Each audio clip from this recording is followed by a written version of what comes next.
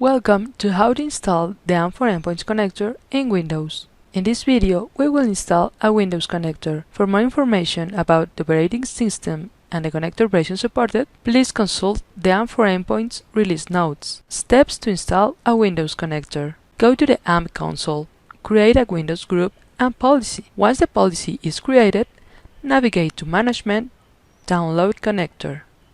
Here you can select a group previously created. There are two options to install the connector, using the URL or using the package. For this video, we will use the installer. Once the download is complete, you can install the AMP connector.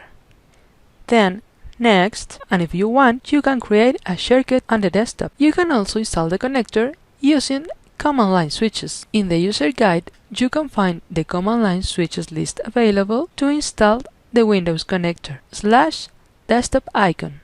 To create or not the desktop icon, / start menu to enable or disable the start menu shortcuts, / context menu to enable or disable the scan now option, / remove 0 to uninstall the connector. However, AMP files and folders will still be on the endpoint, / remove 1 to uninstall the connector, and the AMP files and folders will be completely removed from the device. / uninstall password. If you have connector protection password, you can use this command adding the password to uninstall the connector.